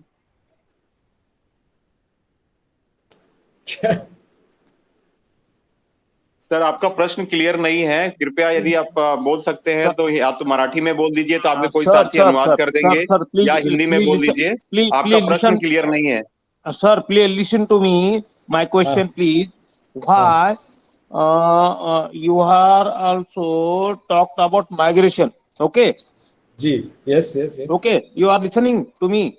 Yeah. You are audible. Yeah, about migration. Yes, I talked about Okay. migration, right? हाँ. Hello. हाँ, बोलिए. हाँ, yes sir, question करिए, आप question करिए, migration के बारे में आप क्या पूछना चाह रहे हैं? A village is not should be moral, and migration only birds and all people are migrated to throughout India, throughout world, but why you are not migrated to European country? Hello sir. समझ गया. You are asking about the migration of people. Why we are not privileged to migrate to other, Western countries and America, just like the birds migrate, right? So birds migrate and they come back. They go here and there and they come back. The sky is there and they are dwelling in the sky. They just go and come back. But when we are migrating, we carry our identities with the different perspective, and we carry our ideologies. And if our migration and our settling in other areas is causing some problem, or it is not, causing some problem socio or economic, then the government of other country can prevent us to migrate.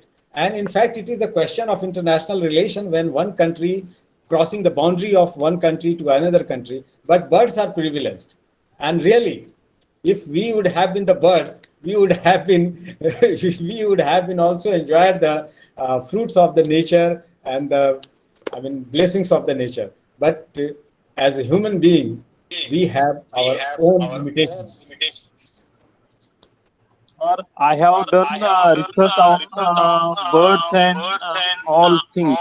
George Orwell is a writer, and he is my inspiration. George Orwell. I have all birds and all animals in my at home. Please. Hello.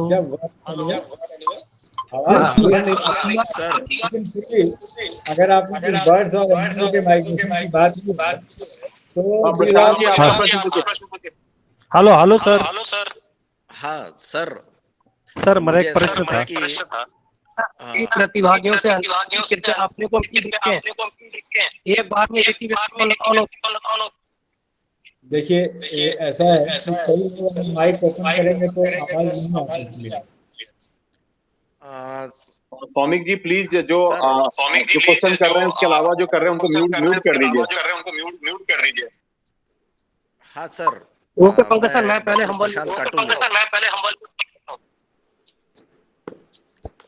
हाँ sir. Prashant ji ऐसा लगता है sir कि दूसरा session जो है वो उसका समय नजदीक आ रहा है जी. तो मुझे ऐसा लगता है कि सभी प्रतिभागियों का प्रश्न के जवाब मिल गए होंगे, ऐसा मुझे लगता है. और एक्सक्यूज मी सर, ऐसा लगता है सर. मुकेश सर जी. हाँ जी भरत वाली जी. हाँ जी क्वेश्चन है. प्रश्न पूछिए. हाँ सर जी, आपने कही ये वर्धा सिस्टम योजना जी था ना, वर्धा एजुकेशन सिस्टम, वो वर्धा एजुकेशन सिस्टम के बारे में मैंने एक पढ़ा था कि जहाँ चटाई वाला चटाई के बच्चे बच्चे वो काम करे, वो ऐसा काम करे, वैसा काम करे, उसके डिस्कोर्स में वो अनदर एक डिबेट खड़े करते हैं लोग। वो कहते हैं कि गांधी जी ये चातुर्वर्ण सिस्टम के समर्थक थे और उन्होंने ये किया कि चटाई वाला का लड़का चटाई ही करे, ये कारपेंट्री का लड़का कारपेंट्री करे। तो ये डिबेट जो है वो मेरे ख्याल से गांधी की इकोनॉमी ठीक से नहीं पढ़ते। हम उनको कैसे जवाब दें? देखिए, आप जवाब सवाल में ही है, आपके सवाल में ही जवाब है, क्योंकि जैसे हाँ मैं उस बात मैं बोल रहा हूँ, सवाल में क्या जवाब है? आपने कहा वर्ण की बात ना, तो वर्ण जो है, वर्ण अलग है। वर्ण is decided by the profession one takes, but it doesn't limit a person to adopt the same profession which his or her ancestors have taken up.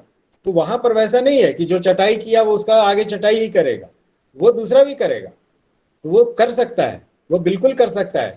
देखिए, मैं आपको बताऊं, हमारे गांव में बेसिक स्कूल है, और बेसिक स्कूल में जो भी लोग हैं, जो भी जाते हैं, तो उसमें इररेस्पेक्टिव ऑफ कास्ट, क्योंकि वर्ण को कास्ट से नहीं जोड़ना है, कास्ट अलग है, लेटर डेवलपमेंट है, जो लोगों ने अपना कुछ वर्चस्व के लिए बना लिया, वो दैट इज डिफरेंट थिंग।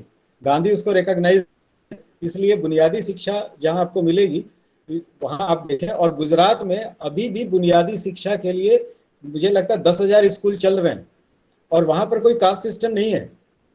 और बिहार में भी, जहां मेरा इसमें झारखंड में और बिहार में भी मैंने देखा है कि कुछ जगहों पर जहाँ बुनियादी शिक्षा है, तो वहाँ पे लोगों को काम करना है, और वो एक बेड जो क्यारी होती है वो दे दी जाती है, उपजा लेते हैं, कर लेते हैं, और जो हाथ से काम करना है वो भी करना है। तो हाथ से जैसे क्राफ्ट में चटाई है, झाड़ू है, तो वो भी वो कर लेते हैं। तो उसमें ऐसा कुछ नहीं है कि मैं करूँगा या वो नहीं करेगा, या ऐसा, या मुझे नहीं करना, मैं नहीं कर सकता, वो नहीं है, क्योंकि उस पर पॉइंट्स भी हैं। तो उन पे पॉइंट्स भी हैं, तो आप उस तरीके से आप कर सकते हैं। अब क्या है कि आप धीरे धीरे वहाँ पे कंप्यूटर लर्निंग प्रोसेस जो है उसकी ज़रूरत महसूस हो रही है, तो उसको ला रहे हैं, क्योंकि अब ये बुनियादी शिक्षा के अंतर्गत आ रही है। बुनियादी शिक्षा ये है कि आपको वो शिक्षा चाहिए जो जिसके सहारे आप लाइफ को आगे बढ़ा सकते हैं, तो वो बुनियादी शिक्षा है। 1930 में, 31 में, 37 में वो चीज़ थी, वो स्किल था जिसको आप डेवलप करके आगे जा सकते थे। ठीक है, आज के डेट में आपको दूसरे स्किल डेवलप करने हैं, लेकिन स्किल तो डेवलप करना है भाई। अगर आप अपने स्किल को डेवलप करते हो तो आपकी फैमिली, आपकी सोसाइटी, आपका नेशन सब आगे बढ़ेगा। और यहाँ पे ये मेरा एक हम्बल रिक्वेस्ट है कि we should not think about कि नहीं मैं इस गवर्नमेंट को मानता हूं तो करूंगा, नहीं मानता हूं तो नहीं करूंगा। This is rubbish because we have to think about the society, we have to think about the nation. Parties come and go, उससे मतलब नहीं, नेशन, राष्ट्र सर्वोपरि है। और गांधी राष्ट्र की बात करते हैं, राष्ट्र कैसे सुदृढ़ होगा उसकी बात करते हैं। और ये जो इकोनॉमी वो सामने में रखते हैं, वो सभी के मिलियंस एंड मिलियंस पीपल के लिए ओरिएंटेड है। तो ये पीपल ओरिएंटेड इकोनॉमी है, ये क्लास ओरिएंटेड नहीं है कि एक पूंजीपति का वर्ग है और उधर ये है, वो क्लास ओरिएंटेड नहीं है, ये पीपल ओरिएंटेड इकोनॉमी है जिसमें हर किसी को शामिल करना है। तो मैं समझता हूं कि मैं यही कह सकता हूं इस विषय पे। यही सर, मैं उस स्कॉलर से डिबेट कर रहा था, वो सुन ही नहीं पा रहा था, नहीं मुझे सुनना ही नहीं कर रहा था, तो मैंने नमस्कार कर दिया उसको। देखिए, डिबेट जो है वो बहुत अच्छी चीज है, लेकिन तरीका ये है कि we have to listen to the others. Yes, अगर आपकी मैं पॉइंट को सुनूंगा नहीं तो मैं अपने आर्ग्यूमेंट्स को कैसे बेहतर रख सकता हूं? तो अगर कोई सुन नहीं रहा है तो इसका मतलब कि उसके आर्ग्यूमेंट वीक हैं। यस, ठीक है sir ji, sir hello, good morning sir. Good morning sir. I am doctor Nakade Meera Muralidhar from Maharashtra. Sir, my question is that nowadays, if we apply the Gandhian principles and we live a very simple life, live in villages, at that time, what will happen? We are called as a backward. And people nowadays, they want to go foreign countries. They use urban life status. Then how can we apply the Gandhian principles and life in our day-to-day Very, life? very relevant, very relevant. And the answer lies in within 2 years. We have got the answer also, because very few people are willing to go abroad. Not much, because the scenario. Look at the scenario. Because the fallacy of working abroad and getting mental peace is exposed now. It is exposed, and you see the corona has reduced everyone Yes. Corona has given everyone's expectations, and they have put them to the corner, and they have put them to think which life they should follow, where to go and where to stay. Of course we go abroad and people are getting settled there, but they are lacking the emotional bondage. peace of They are mind. lacking. They have to come, because at the end of the journey, at the end, I mean, in the last quarter, what is left with us? That is very much important. Thank you, sir. Thank Someone you very has much. raised, someone has raised the hand. I think Srimant ji. I want to ask one question, please. You are speaking related to pandemic, such type of thing. All birds are not dying and human beings are dying. What is the reason behind that? Birds are living a very self-contented life. Sir, I want to ask such type of question. All birds, animals are not dying, but all human beings are dying nowadays in pandemic situation. Okay. What is behind that? Yes, I'm just replying you. I have heard your question, and I'm saying that if we are not controlling the want, controlling our greed, we are bound to suffer. But see the bird; they are content with what they get. They are not, getting too much, trying for too much, and take, I mean, amassing the wealth like us. They are not doing this. They are self-contented. While we are not satisfied at all. So then naturally we will suffer.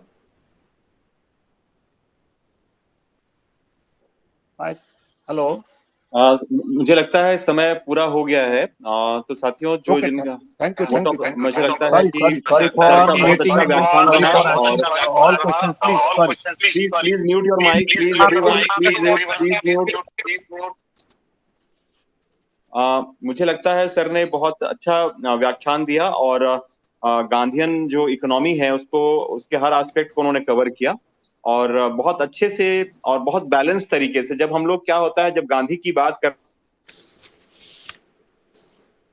हैं कि, और हम शायद अनाप शनाप भी हो जाता है कई बार, हम गवर्नमेंट को कोसने लगते हैं तमाम चीजें, लेकिन मुझे लगता है कि गांधी पर जो बात होनी चाहिए, प्रोफेसर मुकेश कुमार सर ने जिस प्रकार से बहुत बैलेंस तरीके से बात की है, और बहुत उसको गांधी को स्थापित करने का प्रयास किया है अपने तरीके से, तो ये बहुत ही स्कॉलरली उनका लेक्चर रहा। और उन्होंने सबसे महत्वपूर्ण सारे सवालों का जवाब उन्होंने बहुत सरलता के साथ दिया। तो मैं अपने किसी साथी, जो साथी जिनका हमने किया है, वो प्लीज वोट ऑफ थैंक्स के लिए आगे आए, प्लीज सर। हाँ sir, myself doctor Prashant Katole from Amravati. इन्होंने नाम दिया है। हाँ, मैं वोट ऑफ थैंक्स के लिए हूँ सर। आज के जो पहला सेशन था जिसके वक्ता थे मुकेश कुमार सर ने जो Indian economic and Gandhian discourse इस विषय पर बहुत ही अभ्यासपूर्ण व्याख्यान हमें दिया, और बहुत अच्छी बातें सर ने जो बतलाई। और सर का जो वक्तव्य में जो सारांश में ये था कि आज वर्तमान युग में गांधी के आर्थिक विचारों की बहुत आवश्यकता है, ऐसा सर का वक्तव्य था। और खास करके ग्रामीण विकास के लिए गांधी के आर्थिक विचार जो है वो बहुत जरूरी है, इस पर सर का जोर था। तो मैं सभी प्रतिभागी की ओर से और एकेडमिक स्टाफ कॉलेज की ओर से मैं प्रोफेसर मुकेश कुमार जी का बहुत आभार व्यक्त करता हूँ। और यहाँ पर पहला सेशन खत्म हुआ ये जाहिर करता हूँ, और एक 10 मिनट के अंतराल में हम सेकंड जो है सेशन वो शुरू करेंगे। Over to doctor Pankaj sir.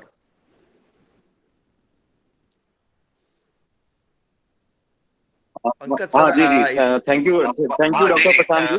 और मैं मुकेश कुमार सर को धन्यवाद दूंगा। और धन्यवाद मैं इसलिए दूंगा क्योंकि वो हमेशा मेरे हर कार्यक्रम में जब भी मैं उनसे निवेदन करता हूं तो वो तैयार हो जाते हैं, और बहुत सरलता के साथ। और कोई भी विषय लीजिए, अभी अभी हमने साइंस एंड टेक्नोलॉजी पर उनका व्याख्यान हुआ था, 2 उन्होंने लेक्चर दिया था, और वो भी बहुत अद्भुत लेक्चर रहा।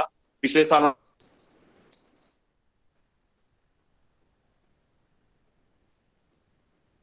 उन्होंने रिसर्च मेथोलॉजी पे बात की थी, शॉर्ट टर्म कोर्स में भी और हमारे रिफ्रेशर कोर्स में भी। और जब भी हम उनको बुलाते हैं ओरल ट्रेडिशन उन्होंने बात की, इसके लिए मैं सर आपका आभारी हूँ। बहुत बहुत धन्यवाद sir, thank you so much. और सर से हम लोगों की मुलाकात कल भी होगी। कल भी गांधी जयंती के दिन सर को सुनने का मौका मिलेगा। कॉन्फ्लिक्ट रिजोल्यूशन पर बात करेंगे सर, गांधी के, तो उस पर बात होगी हम सबकी। तो सर आपका बहुत बहुत धन्यवाद, thank you sir. Thank you sir. साथियों, अभी सबको नमस्कार।